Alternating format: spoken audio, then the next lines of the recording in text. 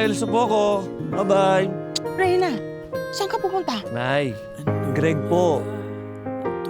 Ana, listen to me. Just give me another chance. Ana. Ito at tibok ay di alam kung ako ano ba ang wasto. Magkalit naman nga tayong dalawa. Sino ba talaga kayo umuwi? Si nanay o ikaw? Yung kausap mo kanina, yung ex mo, si Mark yun, di ba? Hiwalay na kayo, di ba? Ba't mo pa sinasagot yung telepono? Saan ka ba galing? Eh, di ba sinundo ko si ate?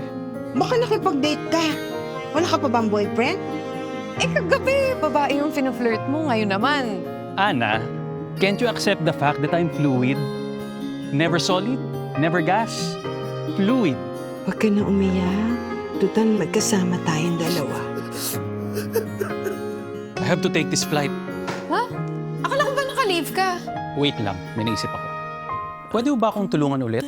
Alam mo, ito pala yung sinasabing tulong ng boyfriend mo. Boyfriend? Hindi ba? Ikaw at ako'y Biglaan lang din yung pagpunta ko dito eh. Parang I just felt so choked up. I needed air. Ikaw, ba't ka ba dito nag-relocate? ano mang Thank you ulit sa pagsama sa akin. laman ang puso mo, sana tanging ako. Hindi nga ako nakakapasyal dito sa Siargao eh. Kaya kung kailangan mo kasama, tawagan mo lang ako. Samahan kita. Oh, ano naman nakain mo? Ha? Eh, mukhang masaya ka ata. Tama ba yun? Di mo nga siya masyadong kilala tapos ginawa mo siyang tour guide ko? Date ka na naman ng date, ha? Was that a date? Bawal ba may pag-date? Single naman ako eh. Tol, kung gusto mo talagang makita ng tunay na magmamahal sa'yo, eh wag mo naman itago ang sarili mo. Paano mo nga ba minahal si Tito Bogart? Kahit alam mo namang may mahal siyang iba.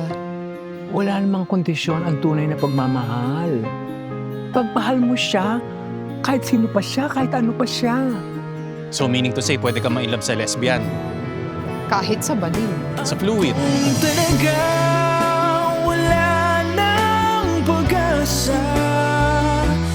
na ikaw Ata, at ako'y mag-iisa.